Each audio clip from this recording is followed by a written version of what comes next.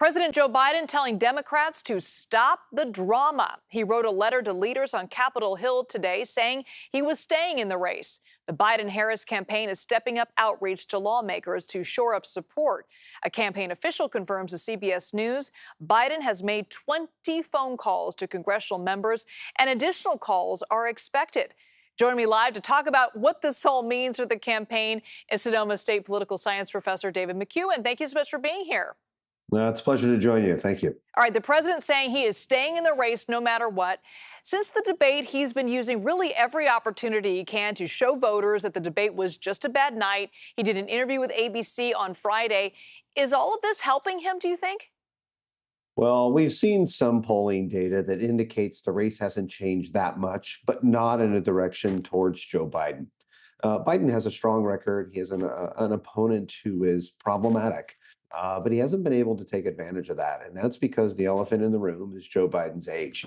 And the slowness in which he and his team responded to what happened after that debacle of a debate has given everyone pause. So that makes this past weekend and certainly this week hugely important for Biden. This isn't over and in the sense that he's in the race and he's staying in the race, because every time they come out and talk about that he's staying in the race, there are additional it falls on deaf ears. There are additional people who come out and say, no, this won't work. The worry is what happens down ballot. The worry is the lack of enthusiasm. So by Thursday, Friday, we know what's going on. And that's partly because the Republican debate is next week. And the Democratic convention in Chicago next month is just about upon us. Right. And Kamala Harris is the VP and on paper looks like the most likely candidate to replace Biden at the top of the ticket should he step down. But she's not necessarily getting overwhelming support from her own party. Why do you think that is?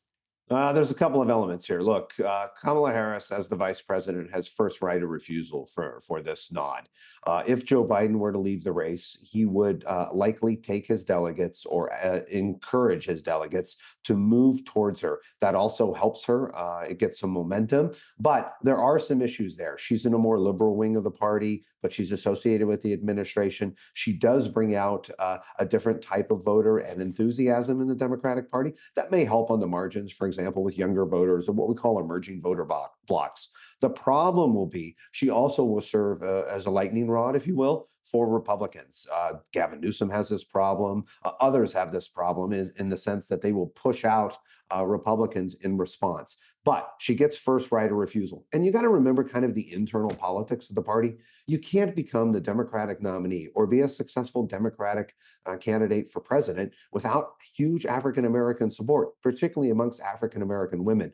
So a multiracial candidate from the liberal wing of the party, Kamala Harris, that will be an important component. Others, rivals, don't bring that necessarily to the table should Joe Biden leave the race. It's unclear that he's doing that, but should that happen, Kamala Harris is in that driver's seat. Now, if Joe Biden were to step aside and VP Harris becomes the nominee, how does that change Donald Trump's strategy in all of this?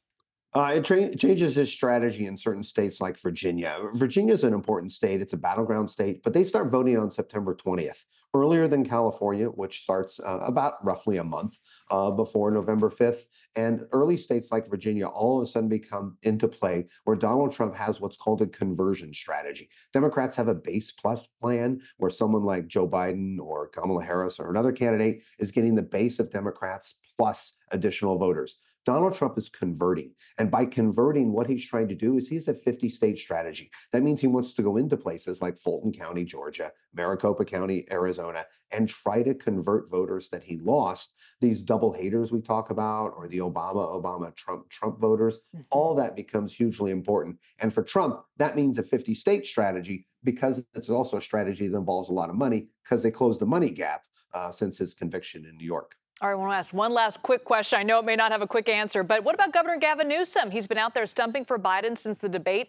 How much of that do you think is being a good soldier for his party, and how much of that is just kind of getting his name out there? Should he be called to replace Biden? Yeah, it's both those things. I mean, look, it is difficult for him it's difficult to see a pathway forward for Gavin Newsom this cycle.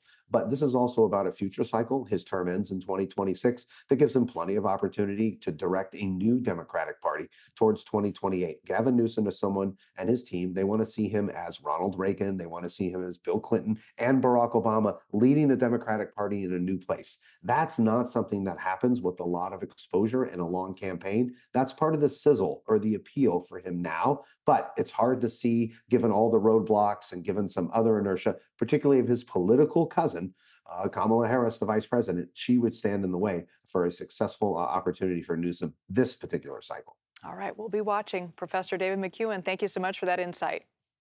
Pleasure to join you. Thank you very much.